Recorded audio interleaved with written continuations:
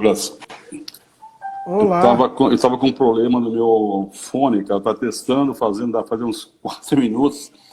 E aí eu tenho uma capa protetora do telefone, que é carregador também. E de fato ela estava pedindo que eu usasse o fone de ouvido. Mas tá Ah, aqui, tá, entendi. aqui. Legal a tua live com o Marquinhos hoje, né, cara? Muito boa, né? Foi bom, né? É, muito bom, muito Bastante bom. assunto e tinha assunto por mais umas 2 ou 3 horas. Verdade, verdade. Deixa eu ver aqui. Então, hoje, como estamos lá. Você quer mudar a regra do jogo, mas não vai mudar não, tá? Você adora ficar o dia todo no computador, mexendo e falando sobre regra de voleibol e voleibol, mas vamos tentar terminar isso. Vamos concorrer com a Vivete, não tem problema nenhum. O árbitro que gosta de voleibol acaba com a gente e depois vai ver a Vivete. Pode ser assim? Vamos Isso tentar? aí. O Rafael, Eu se ele sou mais a concorda. Vevete que você, mas fazer o Boa, eu quê? tenho certeza disso, eu tenho certeza disso, absoluta. Bom, pessoal, hoje já estamos vamos fazer um apanhado geral da regra 20 a 28, né? Vamos dar um tiro longo, né? Elas são mais curtas também, mas são mais fáceis de ser explicadas, né? Onde a regra 20 fala sobre requisitos, tem minha regrinha aqui, a regrinha está na minha mão, requisitos de conduta, né? Conduta esportiva e jogo honesto, o famoso fair play, que ninguém usa, né? Dificilmente, né? Que usa o fair play. Mas é isso aí que vamos tentar falar isso hoje. Na regra 21, condutas impróprias, punições, condutas impróprias menores, condutas impróprias com punições, né? Escala de punição, penalidade, expulsão e desqualificação, aplicação das punições por conduta imprópria e conduta imprópria antes e entre os sets, né? Aí entra na regra 21.6, acho que muitos árbitros não sabem como destrinchar isso aqui. Eu acho que o Rafael já vai dar uma boa lição, uma boa aula hoje, né? Para todo mundo, uma boa lição para todos, que é a advertência sem sanção, a advertência, né? No segundo estágio, segundo estágio, penalidade, expulsão e desqualificação, que muitas pessoas não sabem essa escala, não sabem definir essa escala bem direitinho, né? E partindo para a parte 2, seção 2 do voleibol da regra, que fala sobre nós, eu, você, Rafael e todos que estão nos ouvindo, com os árbitros, apontadores, e a regra 22, desculpa, 22, 23, 24 e 25, não é isso? E 26 e 27, que também é o juiz de linha, né? Que eu ia falar sobre o procedimento do juiz de linha, não é isso? As deveres e responsabilidade de todos eles. Apontador, juiz de linha, apontador assistente, primeiro árbitro, segundo árbitro. E finalizando com os sinais manuais, né? Onde eu sou muito crítico com isso aqui, com os sinais manuais, sou muito crítico. Quem me conhece sabe como é que eu sou. Com esse problema das sinalizações, né? As sinalizações, para mim, é muito importante que o árbitro faça corretamente. Fora disso, já me prontificando aqui para a próxima semana, você que escolher mais alguma coisa para a gente fazer, que faz, né? Você adora essas coisas. Mas, para finalizar aqui, para eu não ter mais participação depois, parabenizar o Marco Sérgio pela fala dele, foi muito boa, muito interessante. É por isso que há 20 anos atrás eu escolhi ele para ser meu parceiro, porque ele, além de conhecer regras, saber aplicar regras, tecnicamente o voleibol, ele também sabe muito bem administrar, porque na associação e na comissão de arbitragem que a gente trabalha, precisa saber administrar. Se for um bom administrador, o negócio não vai, né? Administrar a arbitragem de São Paulo, arbitragem de muitos números, né? Nós temos 170 árbitros, 160 árbitros, e é difícil agradar todo mundo, né? Cada um tem um problema, o dia a dia é difícil. O Marco Sérgio, depois que eu faço a escala, que eu lancei a escala, o Marco Sérgio está fazendo isso muito bem, tanto ele como a Valéria, que trabalha conosco também na associação, sabe muito bem fazer esse tipo de trabalho, né? E o pessoal também aqui em São Paulo tem cooperado bastante com a gente. Isso é muito importante, agradeço a ele e a todos por essa situação aí. Essa será a nossa última aula, né? Dessa simplificação da regra. E me digo com toda certeza que foi uma das melhores semanas que falamos sobre voleibol, né? Tanto com você, que foi muito gratificante, né? Eu, você, Rafael Lino, e com esse debate, essa explanação da regra. E para mim assim foi muito confortante saber que todo mundo estava ligado, a maior parte das pessoas, interesse em tudo isso. Até ontem nós conversando após a aula, né, eu, você e Rafael, até eu sugeri fazer posteriormente, quando terminarmos aqui, fazermos também uma aulas práticas, né? Porque aqui me lembrou muito a UCV, onde eu fui um dos coordenadores de arbitragem no curso de formação de árbitros, na UCV. Depois o Rafael até foi comigo lá em Taubaté, fazer a aula prática. Então eu sugeri aqui fazer uma aula prática aí. Semana que vem a gente faz uma aula prática em algum lugar aí, escondido, sem ninguém ver, sem um Dória ver a gente. É verdade? Isso aí. Fica aqui meu agradecimento a todos, a você, Douglas, ao Rafa e todos aqueles que participaram conosco, né? E que se interessaram pelo esse conteúdo, né? Nesse nosso trabalho. E volto a falar, fiquei muito satisfeito com todas essas participações, que nós estamos fazendo o levantamento, a leitura de tudo isso, né? Pessoas que não são de São Paulo, que estão aqui em São Paulo, e a internet é isso, a internet liga o mundo, né? E sabendo que a gente está com a ligação no mundo inteiro. Agora há pouco, o menino lá do voleibol de praia, esqueci até o nome dele, falou com o Marco Sérgio, está nos Estados Unidos, mora em Orlando, tá? Mora em Orlando, né? Não, o Ricardo. O Ricardo, desculpa, não saiu o nome, o Ricardo. Então, nós estamos atingindo um bom público, né? Isso é muito importante. E o interesse deles pelo voleibol, sabe? Essas pessoas estão participando com a gente. Fica o sentido, inclusive, um pouco sentido com, vamos colocar assim, a nata dos árbitros, né? Os árbitros mais graduados que não estão presentes, não se faz muito presente, né? E a gente não sabe tudo. Eu aqui estou aprendendo todo dia. Você está aprendendo, o Rafael com a regra na mão está aprendendo, e todo dia tem um problema. Ontem mesmo fizeram um questionamento do Rafael, porque o Rafael não soube responder. Falei, vamos pesquisar e amanhã eu falo. Mas esse é o dia a dia da gente. Aquele árbitro que pensa que sabe tudo, é pego de surpresa na quadra. Né? É pego de surpresa na quadra e vai acontecer o quê? Problema sério. Muito problema sério que vai acontecer e não vai saber resolver. Aí vai falar que deu azar na vida, né? Eu já mostrei minha regra para vocês aqui, minha regra é toda arriscada, porque eu faço leitura constantemente da regra. A minha dúvida é quando eu vou na regra direto. Se eu tiver algum problema, eu me consulto o meu guru. Meu guru é o Carvalho, o Rafael. Eu falo muito com o Carvalho. O Carvalho é meu irmão de muitos anos, árbitro nacional também, que mora lá em Jales, né? E até dou um exemplo para todos nas minhas palestras, no que eu falo sobre voleibol. E o Carvalho é um grande exemplo de árbitro internacional. O Carvalho de Jales a São Paulo são 700 quilômetros para apitar voleibol, para se tornar um grande árbitro internacional. Uma gente maravilhosa, um rapaz maravilhoso, né? Isso é muito bom. Obrigado a todos. Não vou prolongar muito mais tempo aqui, porque nós temos muita regra e a discussão vai ser maior. Então, um abraço grande a todos. Estou aqui disponível, aqui para necessitar. Nós estamos disponíveis, acredito, daqui para frente, para qualquer explicação ou explanação da regra em si, tá bom? Sorte para todos. Isso aí, mas eu acho que você tem que voltar no final também, Damir. O pessoal também acha que acha. Não tem no final você tem que voltar para a despedida oficial. O espaço é de vocês, estão mais jovens, eu estou aqui quase parando de trabalhar no voleibol, estou aqui porque eu gosto dessa cachaça, para atender algumas pessoas que eu ainda tenho um interesse pela essa cachaça, apesar de ser colecionador de cachaça e não beber, né? Então, mas o espaço é de vocês podem fazer aí, o Rafael, eu queria que o André também estivesse presente, o André, o Calado, sabe, a turma nova que estão chegando agora internacionais, mas eu quero que vocês mostrem a sua presença, estejam presente na vida dos outros árbitros. Eu já estou passando, eu sou meio que um passado, e estou abrindo as portas para pessoas novas, que é mais importante, né? E que assim seja, porque enquanto eu estiver vivo aqui, eu tenho certeza que vou estar no voleibol. Já ameacei diversas vezes de parar, e agora dessa vez foi o Kuroc que me convenceu a ficar mais um pouco, que ele precisava de mim na cobrava e tal, então estou aí. Mas vamos fazer assim, vamos lá, vamos trabalhar, vamos para regras, vamos terminar esse nosso estudo aqui, tá bom? Um abraço a todos que participaram conosco aqui nessa desenvoltura simplificando a regra, tá bom? Um beijo grande a todos.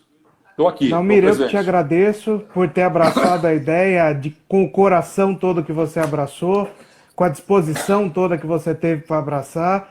Eu acho que isso não tem palavras para a gente colocar, para a gente agradecer. E quem sabe semana que vem nós não estamos de volta no novo projeto aí, né, Dalmir? Não, vamos descansar, vai. Na outra semana? Outra semana, outra semana. Vamos falar, a gente se fala todo dia, né? E a gente vai conversar, vamos ver o que podemos fazer. Tá bom? Abraço, Dalmir. Outro grande para vocês, boa sorte aí a todos. Até mais.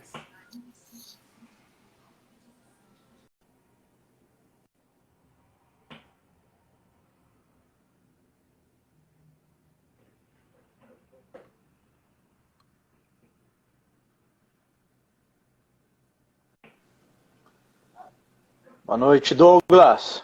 Boa noite, Rafa. Seja bem-vindo mais uma Obrigado. vez. Nossa última aula da série. É isso aí. Tá aí. É com você pra gente não perder mais tempo, tá? Bom trabalho. Vamos aí. pro final peraí, aí, só deixa vamos nessa. eu acabei esquecendo de agradecer. Primeiramente, agradecer a todos que estão com a gente aí, né? Principalmente os que estão desde segunda, todos os dias, e os que estão chegando hoje também, tá? Agradeço vocês que estão deixando a Ivete de lado lá para estar acompanhando, tá? E que precisar da gente, estamos sempre à disposição. Obrigado a todos. É com você, Rafa. Valeu, vamos nessa então. Como o Dalmir falou, a gente vai falar hoje de conduta dos participantes. Eu acho que é um tema extremamente atual, né? O voleibol tem tido bastante problema de disciplina. O voleibol indoor, né? Posso dizer assim, porque voleibol de praia, como o Marco Sérgio já conversou, parece que anda bem, né, em relação à disciplina. Eu não tenho nenhum contato com o voleibol de praia, então não saberia dizer. Então, digo e acredito, confio sim na informação passada pelo Marquinhos. Vamos nessa aí. Isso aí, peraí, só tô subindo um pouquinho aqui. Sim, claro. Acho que agora ficou melhor, né? Tá um pouco torto, agora tá comendo. Acho que agora tá bom aí, viu, Douglas? Tá um pouco torto. Melhorou, né? Isso aí. Enquanto você vai falando, eu já vou ajeitando aqui, tá? Tá bom. Só avisando, as regras oficiais do voleibol estão no site da Liga e todas as lives, essas lives dessa semana, vão estar disponíveis no YouTube, no canal LVSR Voleibol. Se inscrevam lá para vocês conseguirem assistir, tá? A live 1, que foi a da segunda-feira, eu já coloquei lá. As outras eu ainda estou editando, porque como quase todos os dias foram 2 lives, eu estou juntando uma na outra para ficar um documento só. Então, no máximo, em 2, 3 dias, todas as lives vão estar lá. A live número 1 já está disponível lá para vocês, tá? LVSR Voleibol. E amanhã, às 18 horas, nós temos nossa Josi aqui conosco, que também acompanhou esse trabalho a semana toda aqui, falando da carreira dela como jogadora, de seleção, e inevitavelmente vai aparecer o assunto arbitragem também, né? Então esperamos vocês amanhã às 18 com a Josi. Abraço a todos.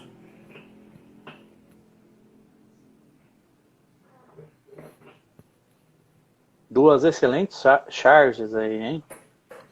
Então, né? Comparação. Exatamente. Excelente aí, Douglas. Vamos nessa. Requisitos de conduta. Conduta desportiva. Só aqui já posso demonstrar, até você conseguir corrigir aí, que está um pouco embaçado. Veja como a regra é clara no sentido de que, primeiro, ela quer deixar bem transparente que a conduta ela deve sempre ser desportiva e não antidesportiva, né? Essa é a grande ideia do esporte. Não tem outra. Eu acho que, na verdade, o principal do esporte é isso. É você ser desportivo, é você ter fair play, é você ser honesto, é você crescer como pessoa. Não sou, já disse antes, não sou profissional de educação física, não sou técnico, não sou. Mas eu entendo sim que o esporte só pode servir para uma coisa, que é para que as pessoas cresçam e todos evoluam junto. Então vamos lá. Conduta desportiva. Os participantes devem conhecer e cumprir as regras do voleibol. Os participantes devem aceitar as decisões dos árbitros com espírito esportivo, sem contestá-las. Em caso de dúvida, somente e tão somente o capitão em jogo poderá solicitar esclarecimentos. Aqui, então, nós temos três pontuações importantes. A primeira é que é só o capitão em jogo que pode se dirigir ao primeiro árbitro ou ao segundo árbitro. E as decisões dos árbitros devem ser recebidas com espírito esportivo, sem contestação. A questão do protesto, a questão de esclarecimento é permitido. Esclarecimento e não contestação. Por isso que reclamação não é válido. Seguimos. Os participantes devem evitar ações ou atitudes que visam influenciar as decisões dos árbitros, ou ainda encobrir faltas cometidas por sua equipe. Jogo honesto, fair play. Os participantes devem se comportar de forma respeitosa e cortês, com espírito esportivo, fair play, não somente para com os árbitros, mas também com outras autoridades, adversários, companheiros de equipe e espectadores. É permitida a comunicação entre os membros da equipe durante o jogo. Aqui a árbitra espanhola, se não me engano, eu só não sei o nome dela. Sabe, Douglas? Essa não é aquela Patrícia Rolf, não, né? Então acho que eu não sei, devo estar me confundindo. Pode ser que seja. Mas enfim, acho que é Patrícia depois se alguém souber, pode mandar aí. Daremos créditos. Seguindo. Condutas impróprias e suas punições. Condutas impróprias menores. Condutas impróprias menores não estão sujeitas a sanções. É dever do primeiro árbitro evitar que as equipes se aproximem do nível de sanção. Este dever é executado em 2 estágios. Primeiro estágio com uma advertência verbal através do capitão da equipe. O segundo estágio, utilizando-se de um cartão amarelo direcionado a um membro da equipe. Esta advertência não é considerada uma sanção, mas sim um alerta de que o membro advertido, e por extensão a sua equipe, alcançou o nível de sanção naquela partida. Não há qualquer consequência imediata, entretanto, deve ser registrado na súmula. Então, para as condutas menores, aquelas que não têm um grau de agressividade, vamos assim dizer, tá? Aí para frente a gente vai ver as outras condutas, aquelas que são pequenas, que são possíveis de serem, entre aspas, tá certo? E só entre aspas, admitidas sem a punição, você utiliza-se de advertência verbal inicialmente e, num segundo estágio, se na insistência, na reincidência, o cartão amarelo, que é a advertência formal, tá ok? Condutas impróprias e suas punições. Condutas impróprias acarretando punições. A conduta imprópria dos membros de uma equipe em relação às autoridades, oponentes, colegas de equipe ou espectadores é classificada em 3 categorias de acordo com a seriedade da ofensa. Primeiro, conduta rude. Ação contrária às boas maneiras ou princípios morais. Segundo, conduta ofensiva, palavras ou gestos insultantes ou difamantes, ou qualquer ação demonstrando desprezo. Terceiro, agressão, ataque físico, real ou tentativa de agressão, ou comportamento agressivo ou ameaçador. Aqui a gente pode perceber que, com exceção da conduta rude, as outras duas, a ofensiva e a agressão, elas são muito objetivas, né? Então isso nos traz, vamos dizer assim, uma forma mais simples de entender que aquilo que não for ofensivo e não for agressivo, possivelmente vai estar dentro da conduta rude, né? Isso, o árbitro deve fazer esse julgamento com muito cuidado e com muito critério. Escala de punição. De acordo com o julgamento do primeiro árbitro, e dependendo da seriedade da falta, as punições a serem aplicadas e registradas na súmula são penalidade, expulsão ou desqualificação.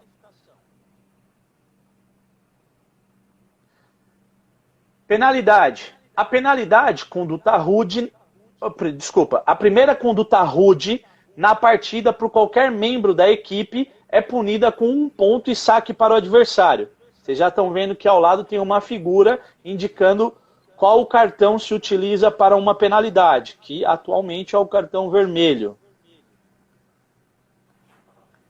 Expulsão. Também tem a figura aí da expulsão. Um membro da equipe que é punido com expulsão não jogará pelo resto do set e deve permanecer sentado na área de penalidade sem quaisquer outras consequências. Um técnico expulso perde o direito de intervir no set e deve permanecer sentado na cadeira de penalidade.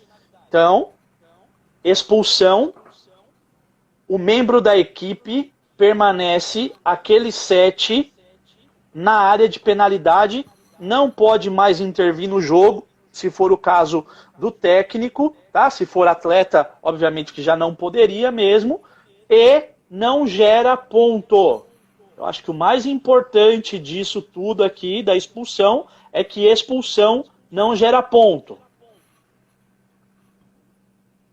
A primeira conduta ofensiva de um membro da equipe é punida com expulsão sem qualquer outra consequência. A segunda conduta rude na mesma partida pelo mesmo membro é punida com expulsão sem qualquer outra consequência. Então, se um membro da equipe comete uma conduta rude inicial, ele é penalizado. Se ele reincidir, aquele mesmo membro da equipe reincidir numa conduta rude, ele é expulso. Se um membro da equipe comete inicialmente uma conduta ofensiva, ele já é expulso diretamente. Como a gente viu lá no início, expulsão são os 2 cartões na mesma mão. Amarelo e vermelho numa mesma mão. Desqualificação, o símbolo está mostrando, cartões em mãos separadas e seguindo. Um membro da equipe que é punido com desqualificação deve deixar a área de controle da competição pelo resto da partida, devendo ser substituído legal e imediatamente, se estiver em quadra, sem qualquer outra consequência. O primeiro ataque físico consumado ou implícito, até hoje eu não consegui entender o que é o implícito, mas tudo bem. E não sei também dizer para vocês, não há um esclarecimento sobre isso, mas ataque físico consumado, aí eu diria ou tentado, ou ameaça de agressão, será punido com desqualificação sem qualquer outra consequência. Aqui também é importante dizer que na desqualificação, assim como na expulsão, não é gerado ponto para a equipe adversária, tá ok? A única consequência é, na expulsão, aquele membro da equipe está fora do set, podendo retornar no set seguinte, se houver, e na desqualificação ele está fora do jogo, não pode retornar mais para o jogo. A segunda conduta ofensiva na mesma partida do mesmo membro da equipe é punida pela desqualificação sem qualquer outra consequência. A terceira conduta rude, na mesma partida do mesmo membro da equipe, é sancionada pela desqualificação sem qualquer outra consequência. Então aqui, na verdade, é a escala. A primeira conduta agressiva ou tentativa de agressão é punida com desqualificação. A segunda conduta ofensiva, no mesmo jogo pelo mesmo membro da equipe, é punida com desqualificação. E a terceira conduta rude, praticada pelo mesmo membro da equipe, também é punido com desqualificação.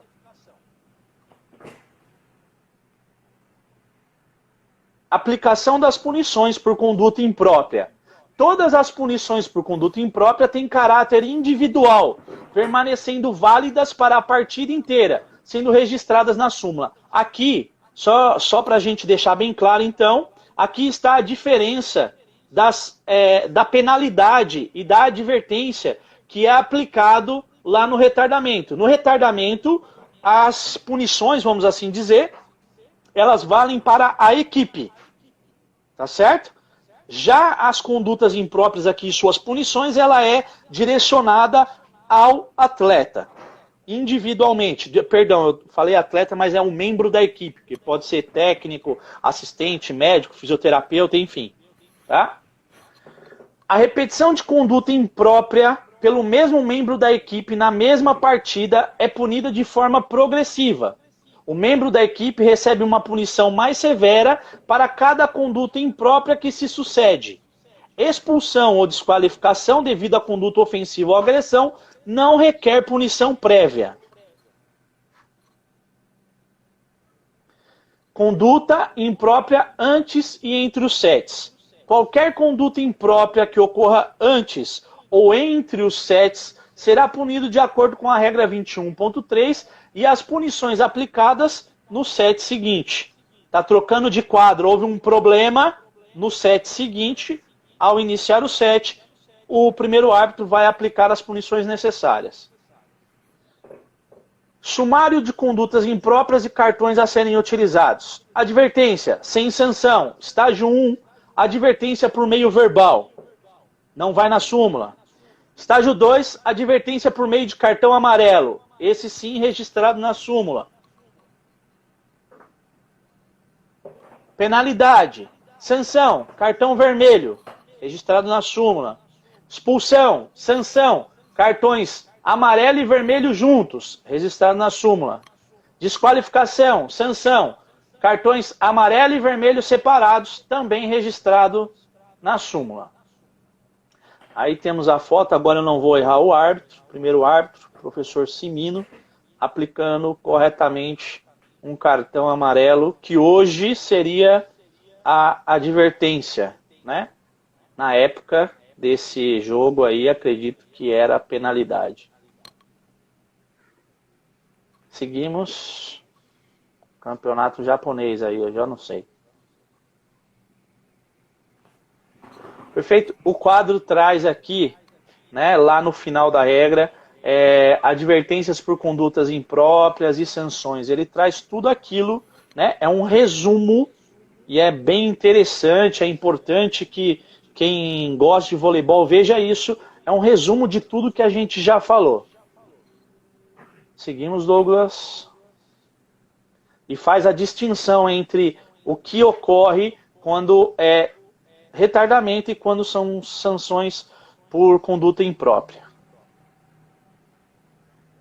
Aí uma foto meio desfigurada, mas que estávamos, né, no Peru ano passado, ano retrasado, não me recordo agora, acho que foi ano passado mesmo. Bela foto, Douglas, obrigado. Valeu. Composição. Tá, perdão. Agora vamos falar aí dos árbitros propriamente ditos. Você quer dar algum recado, alguma coisa aí, Douglas? Tem alguma coisa para falar? Como é que... Ou vamos prosseguir? Não, tranquilo, Rafa. Só avisar o pessoal que quem mandou as perguntas no direct, nós vamos fazer todas as perguntas, as dúvidas de hoje e as do direct, no final dessa live, tá? Então nós vamos passar toda a matéria, aí no final eu coloco as perguntas de ontem e as de hoje. Perfeito. Então tá bom. Seguimos aqui. Os árbitros, equipe de arbitragem e procedimentos, composição. A equipe de arbitragem para uma partida é composta dos seguintes componentes. Primeiro árbitro, segundo árbitro, apontador e 4 juízes de linha. Vou deixar claro, isso é o que a regra prevê. Mas a gente sabe que a realidade das competições são outras, né? Há competições em que há só o primeiro, segundo árbitro, o apontador. Há competições que há só primeiro e segundo árbitro, apontador e 2 juízes de linha. Enfim, isso realmente é só o que a regra traz. E há também aqueles onde há primeiro árbitro, segundo árbitro, apontador assistente, 4 juízes de linha, juiz assistente do videocheck, enfim. Cada competição tem a sua formatação. Suas localizações são mostradas no diagrama 10. Existe aí o diagrama para competições mundiais e oficiais da FIV, um apontador assistente é obrigatório. Aqui também no Brasil, para todas as competições adultas, né, pelo menos aqui no estado de São Paulo e na Confederação Brasileira de Voleibol, sempre tem também o apontador assistente. Aqui estão o diagrama que demonstra a localização de cada um aí, ok? Lá no final da regra, podem observar, vocês vão ver as localizações. Equipe de arbitragem e procedimentos. Somente o primeiro e o segundo árbitros podem apitar durante a partida. O primeiro árbitro apita para autorizar o saque que começa o rally. O primeiro e o segundo árbitros apitam ao final do rally, desde que estejam certos que uma falta foi cometida e identifiquem sua natureza. Ok. Eles podem apitar quando a bola está fora de jogo, indicando se autorizam ou rejeitam uma solicitação de uma equipe. Por exemplo, rejeita lá uma substituição, rejeita, está fora do rally e está utilizando o apito.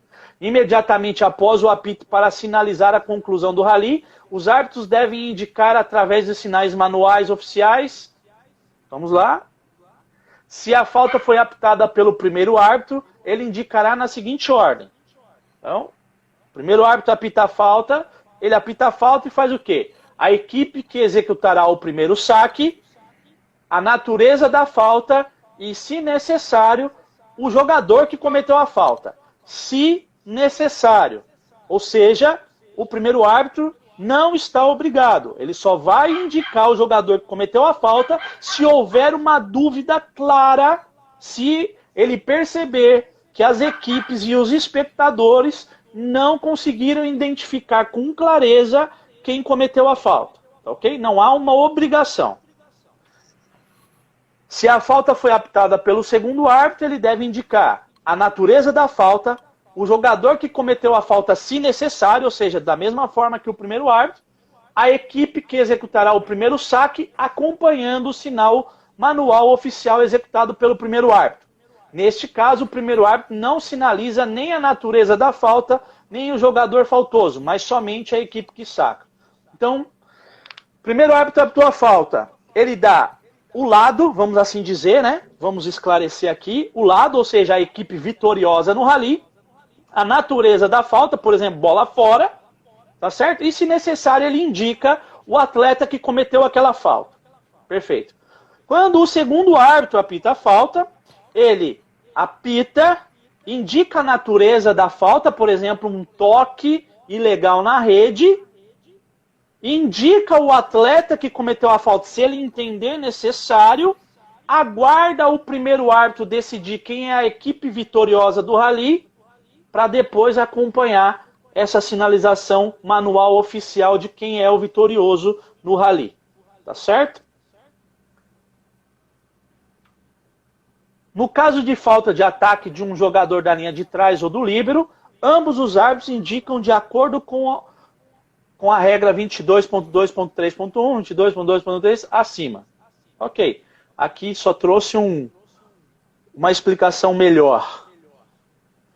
Em caso de falta dupla, ambos os árbitros indicam em sequência a natureza da falta, o jogador que cometeu a falta, caso isso seja necessário, a equipe que executará o próximo saque é então indicada pelo primeiro árbitro. Ou seja, se o primeiro e o segundo árbitro apitam faltas distintas, quem vai decidir quem é o vitorioso, tá, daquele rally é o primeiro árbitro. Seguimos, aí temos o caçador atuando. Na sequência, gloriosos professores Josebel Palmeirim e Laerte de Souza. Primeiro árbitro, localização. O primeiro árbitro desempenha suas funções de pé sobre a cadeira de arbitragem, colocada em uma das extremidades da rede no lado contrário do apontador. Sua visão deve estar aproximadamente 50 centímetros acima do bordo superior da rede. Aqui são só essa questão do 50 centímetros acima do bordo superior da rede é só uma sugestão, tá ok? O árbitro é quem tem que, no alto nível, vamos assim dizer, existem algumas equipes, né, na FIVB sempre tem a cadeira do primeiro árbitro, é regulável, então é possível. Aqui, no Brasil, em algumas competições, Em alguns locais, na verdade, existe também a cadeira que é regulável, e aí a gente vai regulando ali de acordo com o que é mais, vamos dizer assim, confortável, né, para o primeiro árbitro dirigir aquele jogo. Autoridade. O primeiro árbitro dirige a partida do início até o fim. Ele tem autoridade sobre toda a equipe de arbitragem e membros das equipes. Durante a partida, suas decisões são finais. Ele está autorizado a anular as decisões dos outros árbitros se descobre-se que estão errados. Ele pode, inclusive, substituir um membro da equipe de arbitragem que não cumpra corretamente suas funções. Sintetizando, primeiro árbitro é que manda em tudo, é ele quem decide no final tudo. Ele também controla o trabalho dos boleiros, enxugadores e limpadores da quadra. Ele tem poder para decidir sobre qualquer questão envolvendo o jogo, inclusive aquelas não previstas na regra. Ou previstas, por exemplo, no regulamento, ou que não estão previstas nem na regra nem no regulamento. O primeiro árbitro é sempre aquele que vai decidir sobre tudo que for necessário. Ele não pode permitir discussões sobre suas decisões. Todavia, por solicitação do capitão em jogo, o primeiro árbitro dará explicação sobre a aplicação ou interpretação das regras que embasaram sua decisão. Acho que a gente já falou sobre isso, quando falou do capitão. Tá? Então, discussão sobre a regra, não. Questionamentos incisivos sobre a regra, não. Apenas solicitação de explicações. Se o capitão em jogo não concordar com as explicações do primeiro árbitro e escolher protestar contra esta decisão, ele deve imediatamente reservar-se o direito ao registro desse protesto ao concluir da partida. O primeiro árbitro deve autorizar este direito ao capitão em jogo. O primeiro árbitro tem a responsabilidade de decidir antes e durante o jogo se a área de jogo, equipamento e as condições são apropriadas ou não para o jogo. Perfeito. Responsabilidades. Antes do jogo, o primeiro árbitro inspeciona as condições da área de jogo, das bolas e dos outros equipamentos. Realiza o sorteio com os capitães das equipes. Controla o aquecimento das equipes. O aquecimento que está dito aqui é o aquecimento de rede, tá? O aquecimento oficial. Durante o jogo, o primeiro árbitro está autorizado a advertir as equipes, punir condutas impróprias e retardamentos. A bola que cruza a rede total ou parcialmente fora do espaço de cruzamento da quadra da equipe oponente ou toca a antena do seu lado da quadra. As faltas do sacador e de posição da equipe sacadora, inclusive barreira. As faltas no toque da bola, as faltas no bordo superior e acima da rede e o contato faltoso do jogador com a rede, principalmente do lado que ataca. As faltas no ataque do líbero e dos jogadores da linha de trás. Um ataque completo feito por um jogador em que a bola esteja acima do bordo superior da rede, proveniente de um passe de voleio com a ponta dos dedos executado por um líbero que está na zona de frente de sua equipe. A bola cruzando completamente o espaço inferior sob a rede. O bloqueio completo de um jogador da linha de trás ou a tentativa de bloqueio do líbero. A bola que cruza a rede total ou parcialmente fora do espaço de cruzamento para a quadra adversária ou toca a antena do seu lado da quadra. A bola sacada e o terceiro toque que passa sobre ou fora da antena do seu lado da quadra. Ao final da partida, ele confere a súmula e a assina.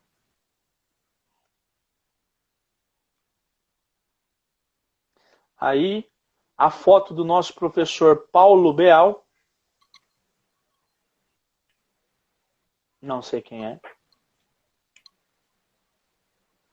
Também não reconheço. Segundo árbitro. Localização. O segundo árbitro desempenha suas funções de pé, fora da quadra de jogo, próximo ao poste, no lado oposto e de frente para o primeiro árbitro. O segundo árbitro é o assistente do primeiro árbitro, mas também tem sua própria competência. Caso o primeiro árbitro torne-se incapaz de continuar sua atuação na partida, o segundo árbitro deverá substituí-lo.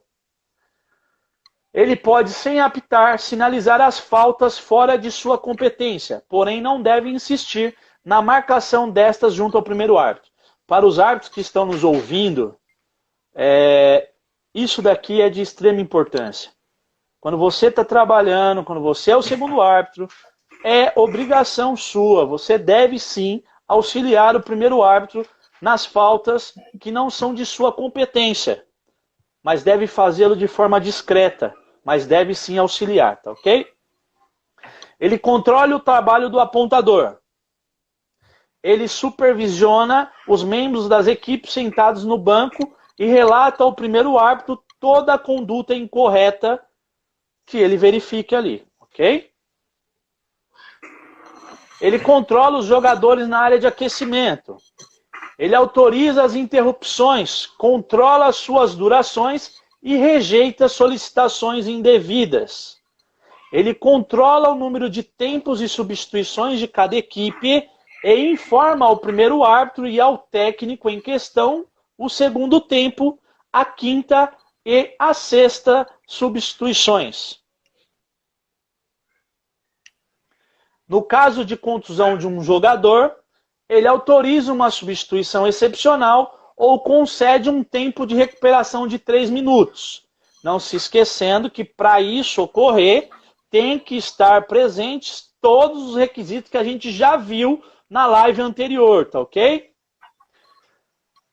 Ele verifica as condições do piso, principalmente na zona de frente. Durante o jogo, ele também verifica as bolas para que sempre preencham as condições regulamentares.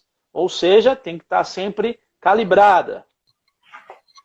Ele supervisiona os membros das equipes nas áreas de penalidade e transmite suas condutas impróprias ao primeiro árbitro. Para as competições mundiais oficiais da FIVB, os deveres citados nas regras 24.2.5 e 24.2.10 são de responsabilidade do árbitro reserva, jogadores na área de aquecimento e membros das equipes nas áreas de penalidade. Ok, existe, só para esclarecer, nas competições da FIVB, existe sempre um árbitro reserva, que fica sentado ali próximo da mesa da apontadora, né, dentro da área de controle ali, e ele que exerce essas atividades. Essas funções, vamos assim dizer, essas responsabilidades.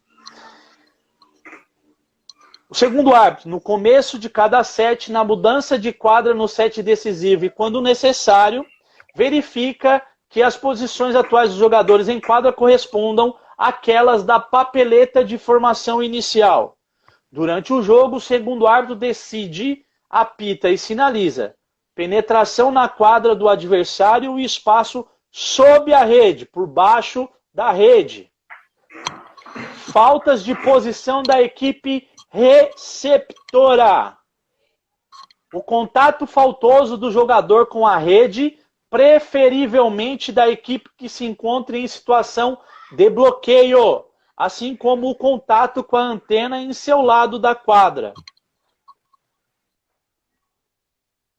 O bloqueio completo dos jogadores da linha de trás ou uma tentativa de bloqueio do líbero ou o ataque faltoso dos jogadores de trás ou do líbero.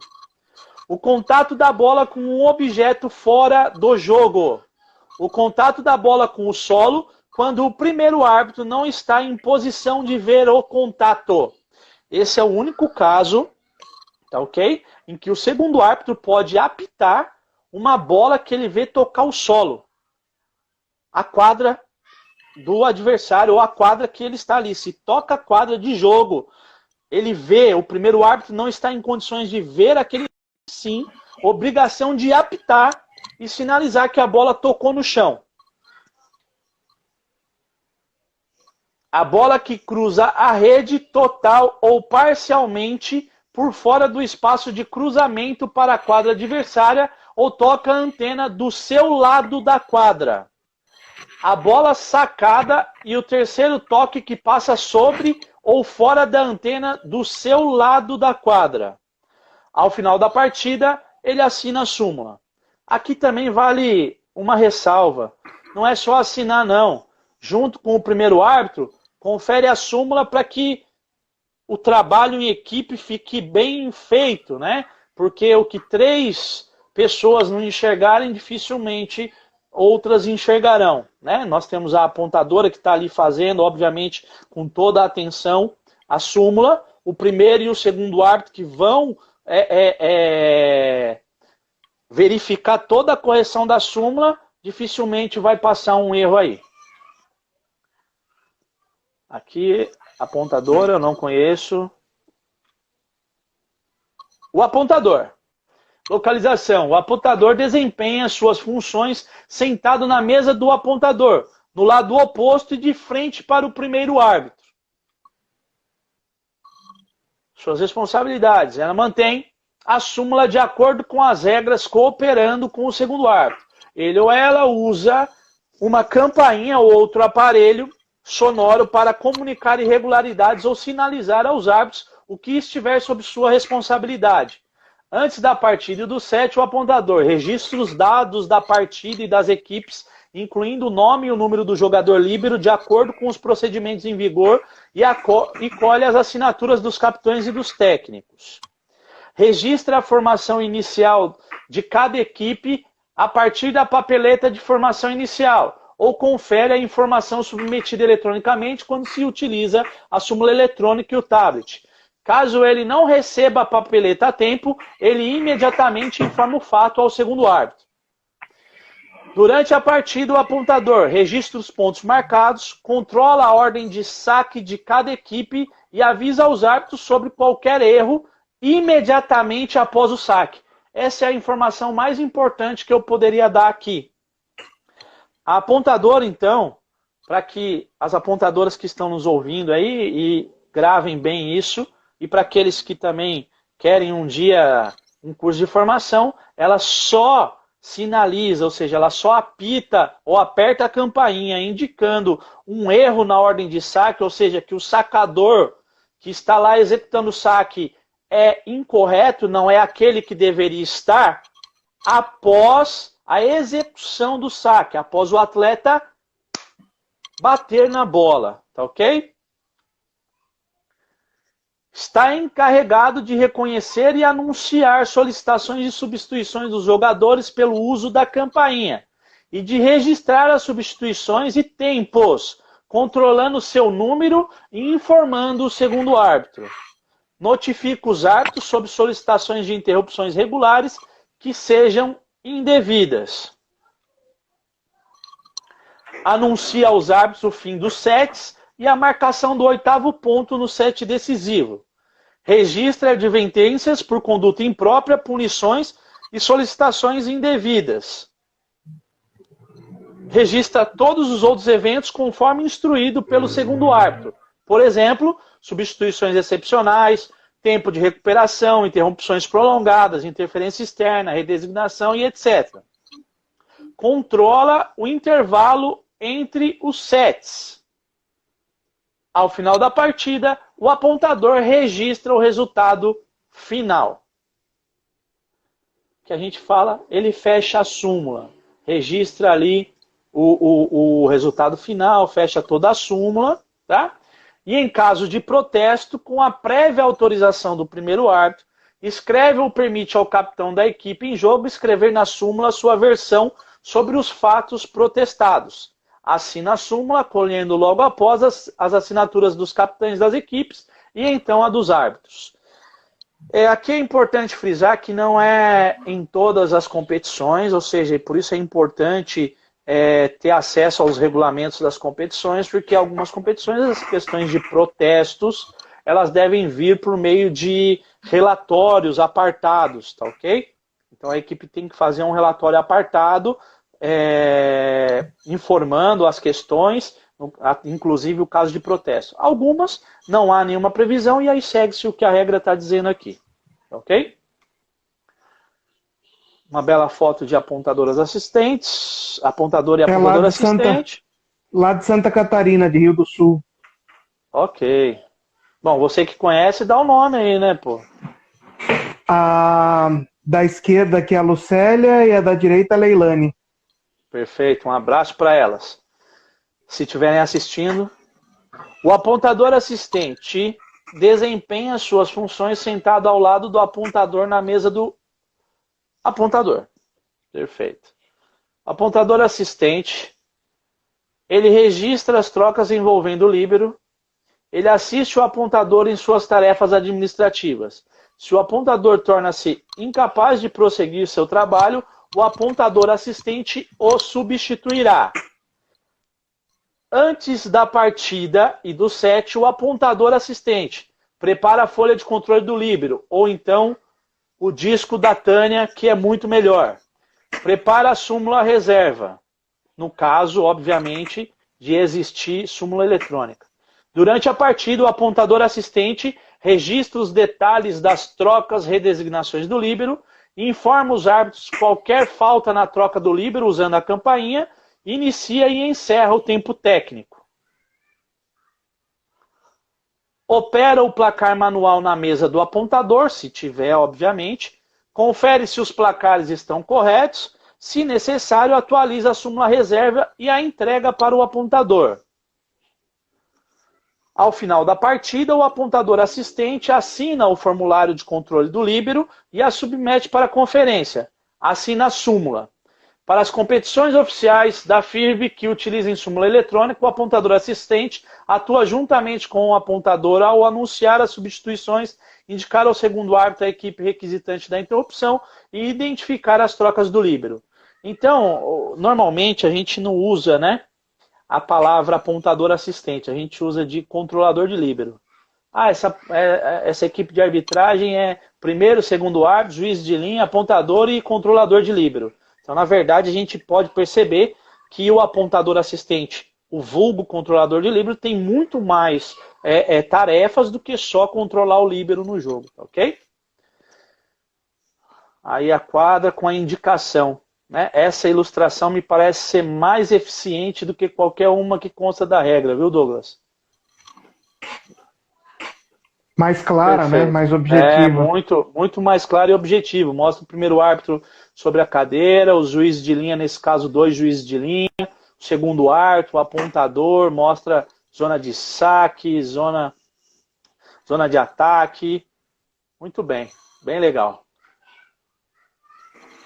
Juiz de linha, localização. Se somente 2 juízes de linha são utilizados, eles se posicionam nos ângulos da quadra mais próximos à mão direita de cada árbitro, diagonalmente posicionados de 1 metro a 2 metros de cada ângulo.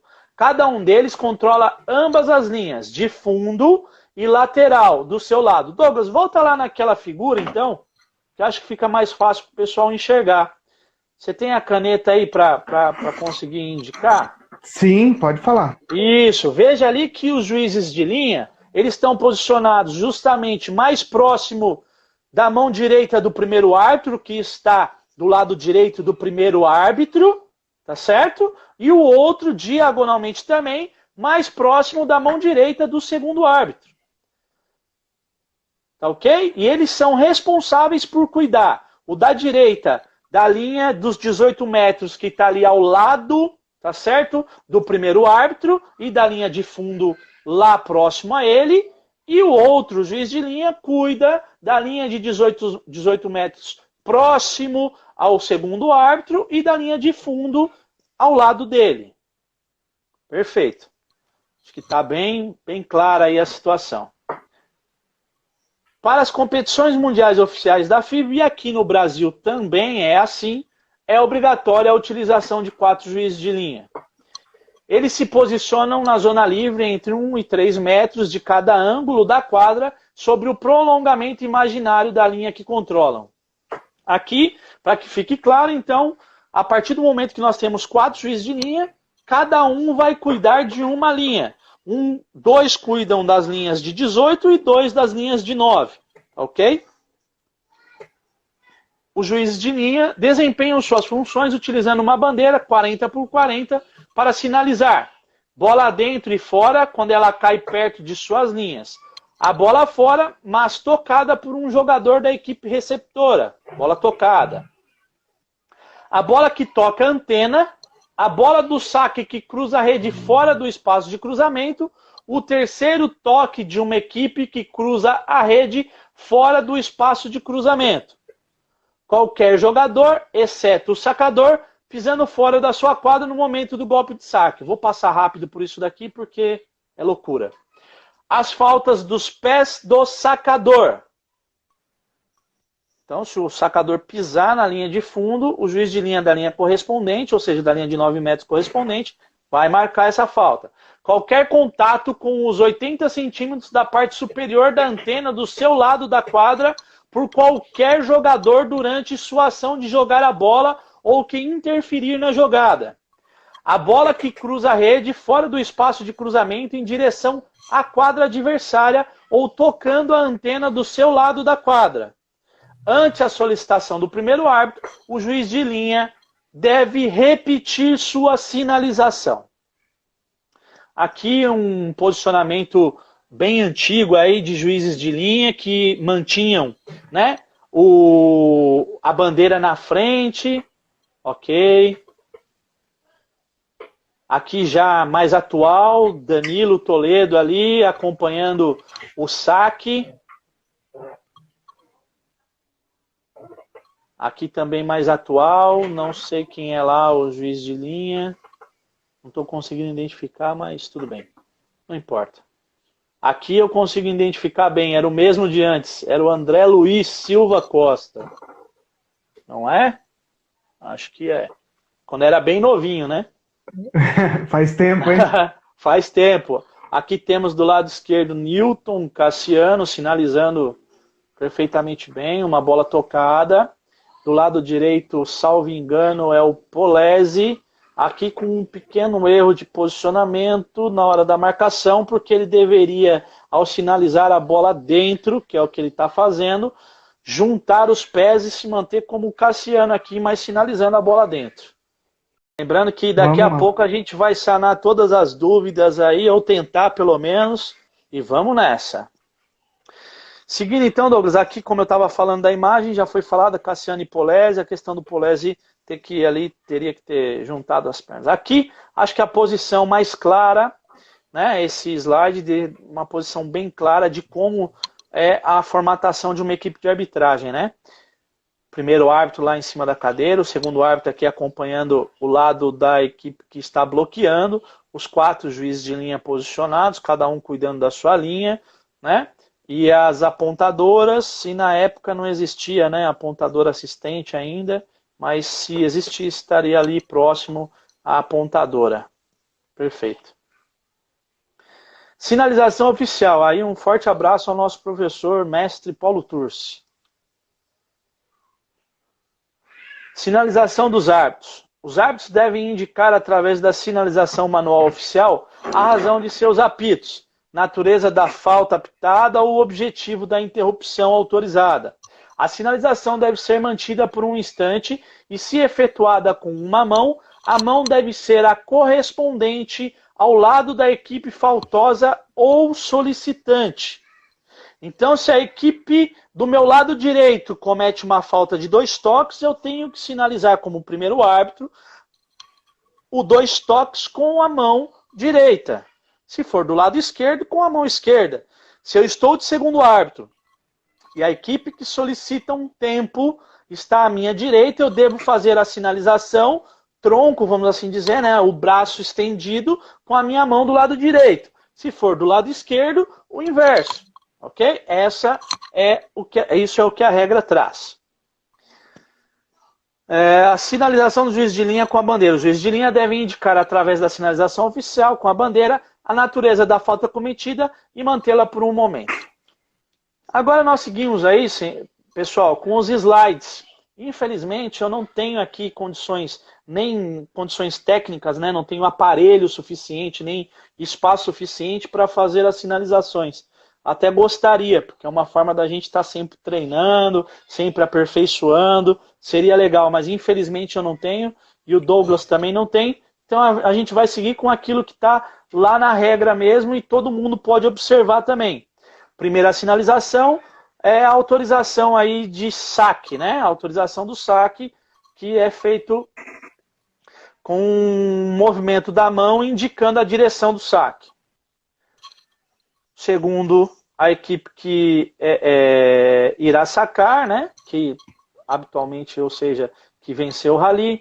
Essa terceira sinalização é para troca, né, de lado, ou seja, mudança de quadra. A quarta é a sinalização do pedido de tempo, de descanso. A quinta, que já não se utiliza mais, é da substituição. A sexta, advertência por conduta imprópria. A sétima, penalidade. Oitava, expulsão. Aí é uma sequência, né? Nona, desqualificação. A 10ª é o final de set, né? Onde o árbitro cruza. Essa dá até para fazer. O árbitro cruza aqui as mãos à frente do peito. A 10ª é aquela que alguém perguntou para o Gediel, se não me engano, não é isso, Douglas?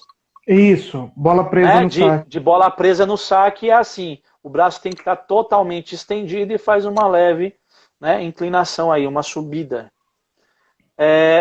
A próxima aí, a 11ª é a falta de 8 segundos. Na sequência, condução. 2 toques, 4 toques, toque na rede, ou a bola que não passa pela rede no momento do saque, né? Invasão sobre a rede. A 21ª, falta no golpe de ataque, ou que muitos chamam de ataque ilegal, ok? Penetração na quadra adversária, é a próxima aí, a 22, né? Penetração sob a rede, ou a bola que cruza o espaço inferior da rede, né? Ou quando o sacador toca a linha de fundo também, é utilizado com a indicação, com o dedo indicador você aponta a linha de fundo também. Ou também serve, tá? Para linha de fundo, quando fizeram essa pergunta para o Gediel, né? Quando pisa fora da zona de saque também, não foi isso, Douglas? Isso. Também. Quando pisa fora da zona de saque, a mesma coisa. Aponta a linha de fundo com o dedo indicador. Na sequência aí, na 23, é a repetição do rally. Ocorre uma falta dupla ou por qualquer motivo para-se o jogo e tem que repetir o rally. Sinalização, repete o rally. A 24ª é bola tocada. 25ª, advertência por retardamento. Utiliza-se o cartão amarelo para indicar que é uma advertência. E depois, penalidade por retardamento. Sinalização é feita com um cartão vermelho. Aqui são os gestuais dos juízes de linha. O primeiro gestual com a bandeira para baixo, indicando a quadra ou a linha, na verdade, né, correspondente, bola dentro. O segundo, bola fora. O terceiro, bola tocada. O quarto, faltas no espaço de cruzamento, bola cruzando por fora, a bola que toca um objeto fora da área de jogo, ou a falta com o pé cometida por qualquer jogador durante o saque, ou aquele que pisa fora da zona de saque, ou aquele que pisa na linha, ou pisa na quadra, ele faz esse gestual, ele balança 3 vezes e indica o que foi, ou a linha, no caso de execução do saque incorreto, né, de falta no saque, ou a antena, ou o local por onde a bola cruzou ali indevidamente, né, irregularmente, vamos assim dizer. Só fazendo um esclarecimento para os nossos árbitros aí, juízes de linha que estão nos ouvindo, eu sei que pode ter gente nova aí, e os mais velhos podem, obviamente já sabem de cor isso. O juiz de linha, ele não precisa, quando indica a bola dentro, indicar onde a bola caiu na quadra, tá ok? Por isso que eu disse que ele sinaliza sempre na direção da linha correspondente a ele. Se a bola cai no meio da quadra, ele sinaliza indicando a linha correspondente a ele, ok? E a última é quando o juiz de linha não vê o que aconteceu, ou seja, um julgamento impossível. Ele não sabe o que aconteceu, o primeiro árbitro consulta e ele não tem a definição, não sabe se a bola foi dentro, fora, tocada, ele não viu. Não sabe se por quê, por atrapalhado por algum motivo, não viu. Não tem como ele definir o que foi. Julgamento impossível, ele cruza ali as mãos daquela forma. Ok? Acabou, Douglas? Pô, pode respirar. Vou tomar um golinho de água aqui. Isso, respira. Bom, gente, eu tenho 5 perguntas aqui que mandaram anteriormente, tá? Eu peço que vocês, as dúvidas que vocês tiverem, coloquem aqui agora na live mesmo. Só peço que vocês agora não fiquem conversando ou comentando, para que fiquem só as perguntas aqui, para a gente não pular nenhuma, tá? Então, todas as perguntas que vocês tiverem que fazer, por favor, podem colocar na live agora, que nós vamos colocando para o Rafael. Enquanto isso, eu vou colocar as que foram enviadas com antecedência. Rafa, questão do Fabinho lá de Fernandópolis. Quando o líbero se torna incapaz e um outro atleta é redesignado para se tornar líbero, esse deve trocar o uniforme e manter a numeração que está na relação da súmula?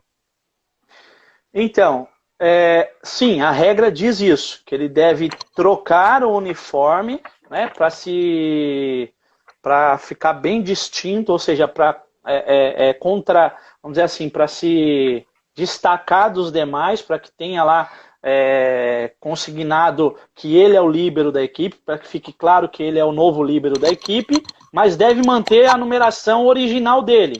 Se ele, como jogador regular, é o número 10, ele continua como número 10, mas com um uniforme diferente. A gente sabe que isso não é a realidade, né?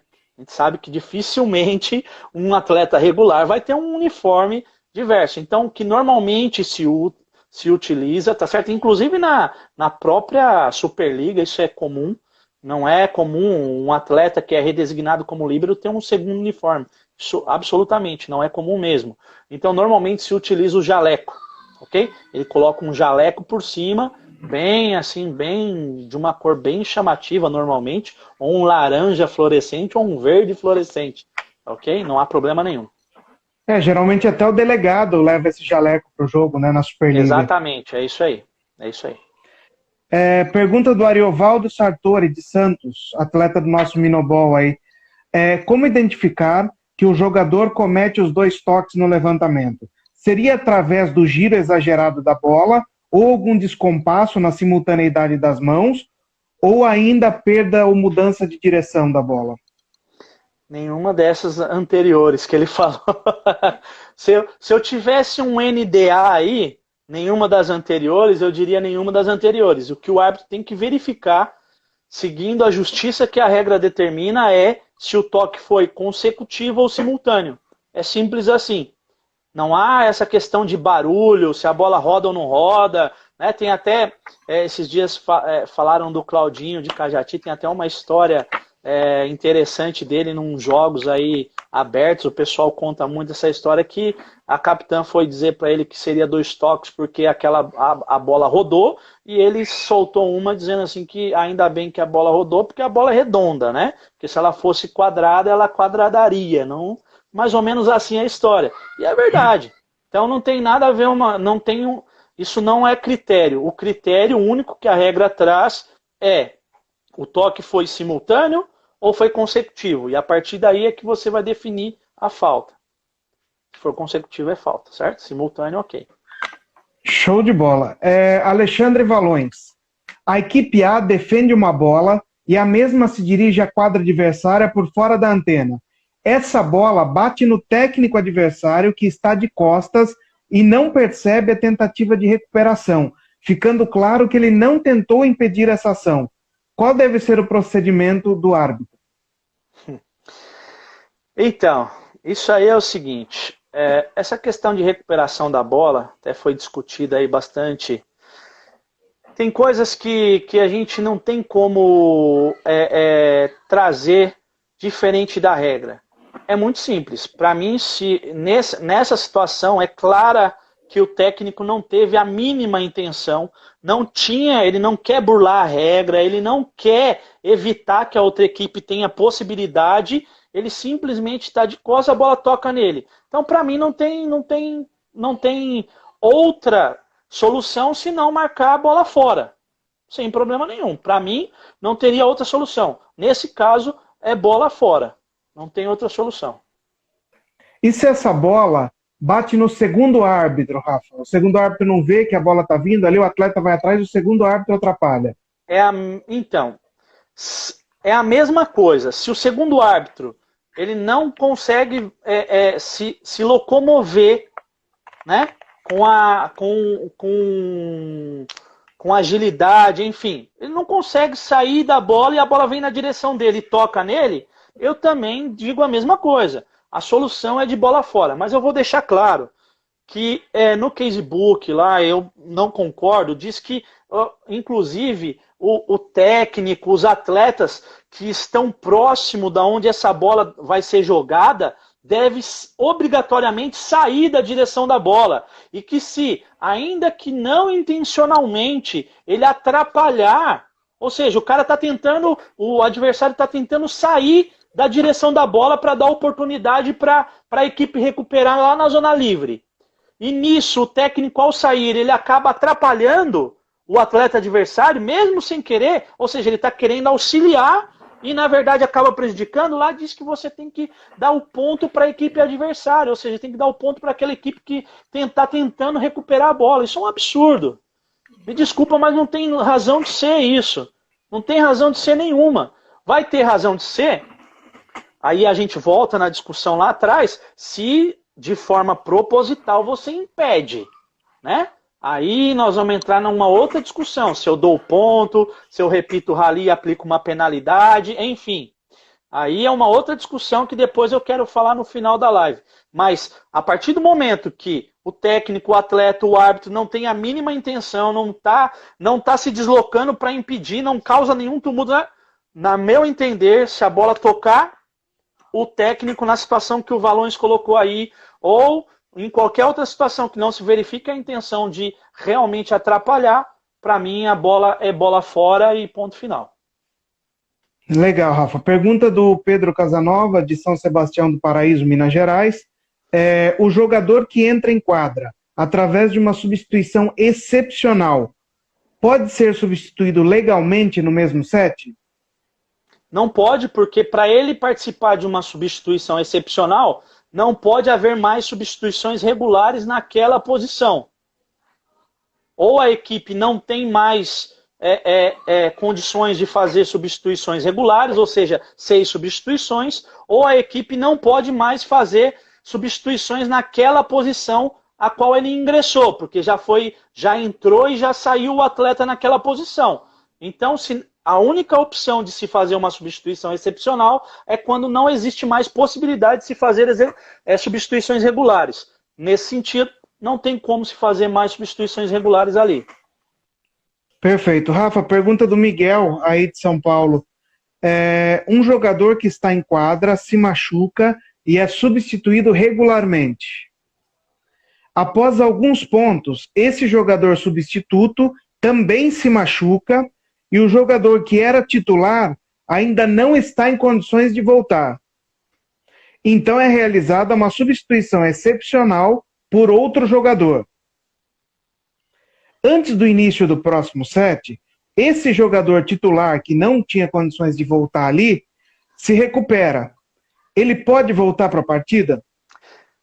Esse Miguel gosta de um case, hein? Olha, vamos lá, isso daí não tem no casebook. É case porque é um caso bem sinuoso. Mas eu vou dizer que o erro, na verdade, aí, o equívoco aí, está lá na realização da substituição excepcional. Porque, na verdade, como eu disse anteriormente, a regra traz essa obrigação, para que você faça uma substituição excepcional, obrigatoriamente, você tem que não ter mais possibilidade de fazer uma substituição regular. Então, no momento em que o jogador substituto lá, tá certo? Então, estava jogando eu me lesionei, aí entrou um jogador no meu lugar, numa substituição regular.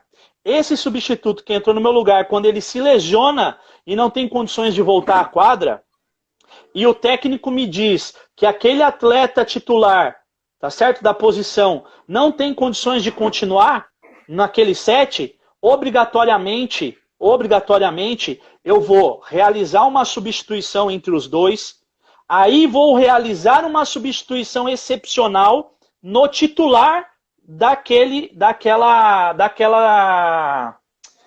posição. Por quê? Porque ele não tem condições de jogo. E aí ele torna-se incapaz de continuar na partida. Ele não pode mais continuar na partida, o titular. Se a pergunta fosse envolvendo o substituto, eu diria que sim, ele poderia. Mas o titular não. Porque eu só posso fazer uma excepcional se eu não tiver mais substituições regulares ali. Então, como que se findaria essa situação? Eu sou o titular. O Douglas é o reserva. Eu me lesiono. O Douglas entra no meu lugar. O Douglas se lesiona e eu não tenho condições de regressar à quadra porque eu ainda estou lesionado. Para fazer uma substituição excepcional ali, obrigatoriamente eu tenho que voltar. Eu, Rafael, tenho que, teoricamente, tá certo? Só na teoria ali, sem necessidade de ingressar de fato na quadra, fazer uma substituição novamente entre eu e você, Douglas, aí fazer uma substituição excepcional envolvendo eu e um outro atleta. E aí acaba-se a possibilidade de eu, Rafael, poder jogar no próximo set. Ou no jogo, né? Pelo restante do jogo. Perfeito, Rafa. Rafa, pergunta do Mário Basso, aí de São Paulo, tá? A equipe B ataca uma bola, certo? Aí a equipe A faz uma defesa próxima ao solo. Certo? Uhum. Aí, o líbero da equipe B que atacou essa bola, achando que a bola caiu no chão, só que a bola não caiu, o rally continuou, entra na quadra. E essa equipe B Douglas, fica com 7 jogadores. Desculpa, Douglas. Perdão. Cortou? Cortou. Eu perdi tudo. Eu só vi até a hora que atacou a bola. Então vamos atacou de novo. A bola, fez uma defesa próxima ao solo. Então vamos de novo. A equipe B ataca uma bola, certo? Aí a equipe A faz uma defesa próxima ao solo. Certo? Aí o líbero da equipe B, que atacou essa bola, que estava fora da quadra, achando que a bola tinha tocado o solo e que o rally tinha encerrado, que não aconteceu, porque deu continuidade, entra na quadra. E essa equipe B fica com 7 jogadores. O que você faz? Se eu estou atuando na partida, se obviamente vai se verificar que não é uma atitude com finalidade de impedir o jogo, né? Eu paraliso a partida, obrigatoriamente, vou repetir o rally e vou aplicar um retardamento para essa equipe. Perfeito, Rafa. Pergunta do Moça de Campinas aqui, tá? Agora eu já estou entrando nas perguntas aqui da live, tá, gente? Sei que não é atribuição do primeiro árbitro, mas pode o primeiro árbitro apitar uma falta de posição da equipe receptora, caso tenha certeza desse erro e o segundo árbitro não tenha visto? Bom, ele já disse tudo, que ele sabe que não é obrigação. Pode? Pode, mas não deve. E é isso que a FIVB traz o tempo todo. Se você olhar no casebook, guia de arbitragem, enfim, todos os documentos em todas as competições, é isso que é dito.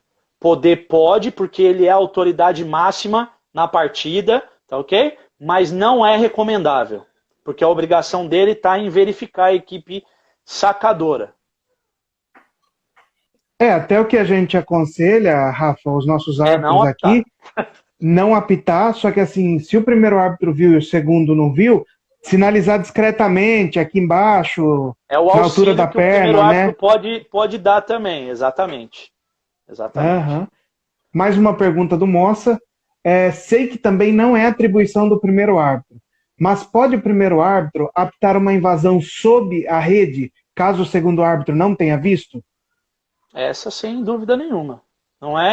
Essa não é nem discussão, assim, não tem nem... Se ele vê, é óbvio que ele vai aguardar aquele time, né? É importante isso, então, como tem muitos árbitros nos assistindo aí, Douglas, é importante a gente dizer que o trabalho em equipe passa também por você deixar que o segundo árbitro, quando você está de primeiro, que o segundo árbitro faça o trabalho dele, ainda que com um pouco de atraso. Né? Às vezes é um árbitro menos experiente, ou é um árbitro que está um pouco nervoso em razão do jogo, enfim, né? Não está habituado a jogos mais complexos e acaba sendo uma escala difícil, diferente para ele. Então você tem como primeiro árbitro, que normalmente é um árbitro mais experiente, você tem que unir a equipe, e unir a equipe passa por você deixar o segundo árbitro exercer a função dele. É óbvio que você dá um time, ele não apitou e você tem certeza absoluta da falta, aí você como primeiro árbitro vai marcar. Perfeito. Como o Silvio falou num grupo de arbitragem, acho que o Silvio do Rio Grande do Sul comentou, salva o jogo. Primeiro salva o jogo, isso que é importante, né? É isso aí. Que não dê confusão no jogo. Concordo plenamente com o Silvio. Aqui pergunta do Magno Moacir, existe um limite de substituição para as equipes? São as substituições regulares, são 6 substituições. Mas se ele não falar substituições regulares, se ele me fizesse uma pergunta na prova, eu diria que era infinito, até acabar os atletas. Então, porque ele não especificou, são as regulares ou excepcionais. Substituições então... regulares são 6, excepcional é infinito. Até você ter um número, findar o número de atletas, né? Porque cada excepcional que você faz, você elimina um atleta. Isso aí. Agora a pergunta do Douglas Marques, lá da Paraíba. O Douglas aí também está com a gente a semana inteira. Obrigado por estar com a gente, Douglas. É isso aí, PB. Um abraço. Jogador expulso é substituído regularmente. O jogador substituto desse jogador expulso se lesiona. Pode ocorrer uma substituição excepcional? Nesse caso especificamente, sim. Perfeito. Pedro Casanova também está com a gente a semana inteira. Valeu, Pedrão. Ao término do set, o apontador apita e sinaliza ou apenas apita? Perdão, eu não entendi, Douglas. No final do set, o apontador apita e sinaliza ou só apita? Apita e sinaliza. E as apontadoras aí põem o dedinho aí de joinha dizendo que eu tô certo. Pelo amor de Deus, hein? Quero ver, hein, Tânia? Só falta a Tânia dizer um não ali. Tânia, Laís, põe todo mundo aí, põe o dedinho aí, dizendo que eu tô certo. Pergunta do Janicelli, lá de Ribeirão, que também está com a gente a semana inteira. Valeu, Janicelli. O Álvaro também, pai dele, estava acompanhando com a gente. Grande Álvaro. Forte abraço. Isso aí. Ocorrendo uma conduta imprópria entre os sets que acarretará uma expulsão ou desqualificação do atleta no set seguinte. O segundo árbitro deverá avisar o técnico para que o técnico não coloque o atleta na papeleta ou não fala nada? Sim, obrigatoriamente, no caso de uma expulsão ou desqualificação que vai ocorrer no início do set, tá? Vamos dizer assim, vamos deixar uma situação, então vamos criar um exemplo claro aqui. Na troca de quadra, um atleta da equipe A dá um soco no atleta da equipe B, ou seja, agride o atleta da equipe B, tá certo?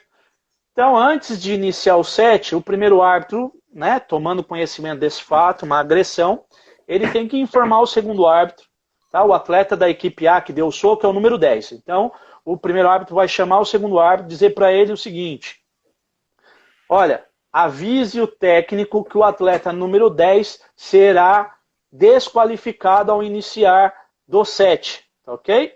Aí o segundo árbitro obrigatoriamente tem que se dirigir ao técnico e avisá-lo: olha, o número 10 da sua equipe vai ser desqualificado.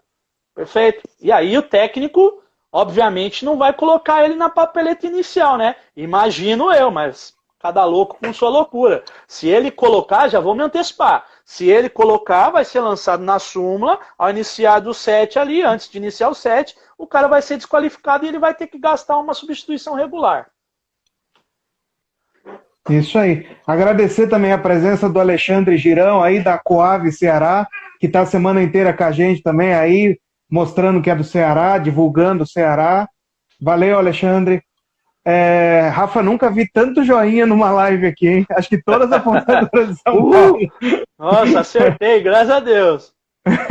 Seguindo aqui, professor Cristian Almeida, se um jogador é expulso no primeiro set, depois é expulso no segundo set, ele é desqualificado ou pode retornar no terceiro set? Não, peraí, não entendi. Não, o Rafa falou hoje. Ele perguntou se o jogador pode ser expulso no primeiro set e depois ser expulso no segundo set. Não, ele só pode ser desqualificado no segundo.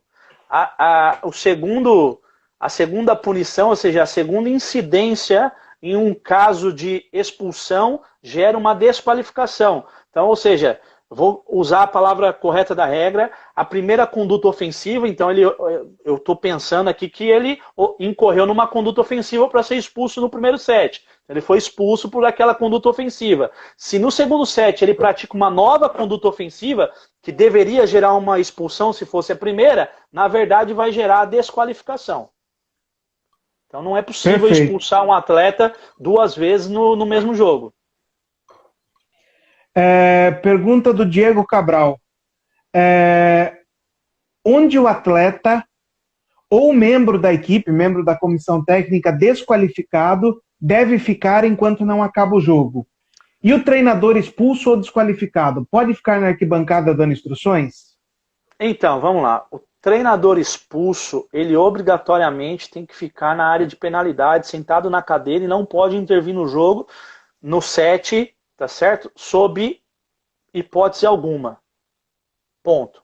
Então, expulsão é isso. Área de penalidade. Não pode deixar a quadra de jogo, ele não pode ir para o vestiário. Até para o vestiário, no caso de expulsão, você vai encontrar alguma dissonância aí, vai dizer que sim, que ele pode ir para o vestiário. Eu não concordo, porque a regra diz que tem que ir para a área de penalidade. Então ele tem que ir para a área de penalidade, ponto final. No caso de desqualificação, a regra diz que ele não pode permanecer na área de controle.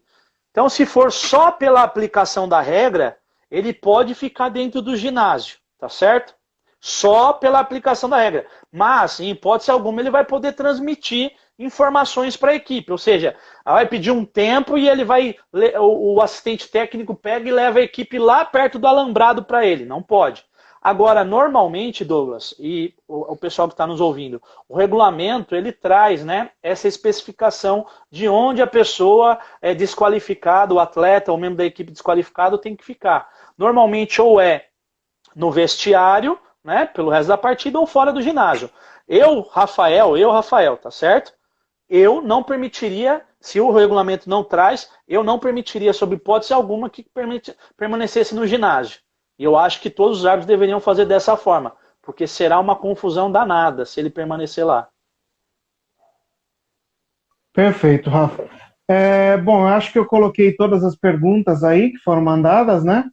Acho que não faltou nenhuma pergunta, mas ninguém tem nenhuma pergunta, acho que ficou bem claro para todos, né? Acho que não esqueci de ninguém. Então, gente, agradeço a todos vocês que estão aí, quem está com a semana inteira conosco. Tá, os árbitros aqui da Liga de Sorocaba acompanharam, os árbitros da federação, os árbitros de outras federações, atletas, técnicos que tiveram aí com a gente. Espero que a gente tenha conseguido passar pelo menos o beabá das regras, que esse era o objetivo, trazer as regras do voleibol para perto de todos vocês. Muita gente de outros estados do Brasil mandando mensagens, se comunicando. Espero que a gente tenha sido útil na carreira de vocês. E agradeço, Dalmir Medeiros, por abraçar esse projeto junto. Aliás, tem gente até do exterior, ó, José Blanco aqui, é da Venezuela, Rafa? José Blanco da Venezuela com a gente. Forte abraço, gente, Blanquito. Isso aí, então agradeço a todos vocês, Dalmir Medeiros por abraçar o projeto, e o Rafael, que não tem nem o que falar, né? Agradecer pela parceria, a gente o dia inteiro se falando, o dia inteiro formatando para levar o melhor para vocês, mesmo o Rafael tendo as obrigações dele, que ele é o único de nós três que ainda está trabalhando, né, que não trabalha só com vôlei, ele é advogado, mas mesmo assim se empenhou, e de madrugada a gente fazendo teste com o Rafael, com o Dalmir, o Franco ajudando a gente para melhorar a transmissão também, outros dando dica, ajudando a gente. Então agradeço a todos vocês por esse envolvimento principalmente o Rafa e o Dalmir aí. E deixo para o Rafael fazer o encerramento. Dalmir, tem certeza que você não quer voltar depois do Rafa? Dá um toque aí. Então, Rafa, é com você. Muito obrigado. Valeu. Eu percebi aqui na subida das mensagens 2 internacionais a quem quero mandar um abraço aí. O Blanco, né, que mandou aí, e o Sebas Gajo também, que é um argentino, gente boníssima também. Douglas, na verdade, eu que tenho que te agradecer, eu que tenho que parabenizar você pela formatação desse projeto. De fato, o que a gente pensou e tentou executar aqui, na verdade, foi simplificar a regra para aqueles que não são árbitros, né? A gente sabe que são poucos aqueles praticantes de voleibol e envolvidos com o voleibol também que não são árbitros, que têm interesse na regra. Por incrível que pareça, isso é uma verdade. E a gente acaba enxergando muito isso quando está em quadra conduzindo um jogo. Percebe-se que, olha, vou fazer um chute aqui, mas que talvez você possa me auxiliar, mas 90% dos atletas que estão ali praticando o esporte não conhecem a regra do voleibol. Não sabem nem 1/3 da regra do voleibol. E é complicado, né? Porque imagine você se um médico não soubesse 1/3 das necessidades dele, ou se um advogado não soubesse 1/3 da legislação para que ele necessite trabalhar. Então é mais ou menos isso que acontece no voleibol, infelizmente. Talvez isso que venha incidir também nos problemas disciplinares. Desconhecimento da regra leva a discussões infinitas, né? A teimosia do atleta achando que conhece a regra, achando que sabe alguma coisa, e leva a infinitas discussões. Mas para que deixe claro que a ideia então era, na verdade, só passar mesmo o conhecimento básico. A gente deu uma ampliada aqui, mas a ideia inicial era essa. Então agradecer você mais uma vez, parabenizar. Você é um cara fora de série, já falei isso. Agradecer o Dalmir também pelo empenho dele, a vontade dele. A gente sabe que isso para ele, o voleibol, a arbitragem, é a vida dele, a gente sabe disso. Por mais que a gente imagine que seja difícil e etc., ele está sempre junto, está sempre apoiando. Agradecer a todo mundo que esteve aí na live conosco, que nos acompanhou, de São Paulo, de fora de São Paulo, do Brasil, de fora do Brasil. Enfim, a todo mundo mandar um grande beijo, um grande abraço, pedir desculpas desde já se alguma coisa não saiu do jeito que deveria ser, né? Ontem tivemos problemas aí técnicos ocorridos aqui na minha cidade, infelizmente, que prejudicou um pouco. Eu peço desculpas desde já e mandar um abraço e dizer para todos que em breve tudo isso vai passar, né? E nós vamos estar nos encontrando aí nas quadras da vida e dando abraços, se Deus quiser. Obrigado. Isso aí, gente. Obrigado a todos. Agradeci os árbitros, esqueci de agradecer os árbitros da secretaria também, que vários estão com a gente aí durante toda a semana. Tá? A Tânia está falando aqui que o projeto não pode parar. Então, a ideia já foi dada para o Dalmir e vai sobrar até para você, Tânia. Então, não fica dando muita ideia. Vamos ver, quem sabe vem coisa nova por aí. Acho que não na semana que vem, mas numa próxima, talvez venha mais coisa aí, né, Rafa? Então, obrigado, Rafa, Dalmir. Tá? Quem sabe vem boas novidades, né, Rafa? E o Rafa está voltando aqui com a gente, com a participação da Tânia e assim por diante. Então, gente, obrigado a todos. Grande abraço e que tudo isso passe logo. Valeu, Rafa. Valeu, Douglas. Tchau, tchau.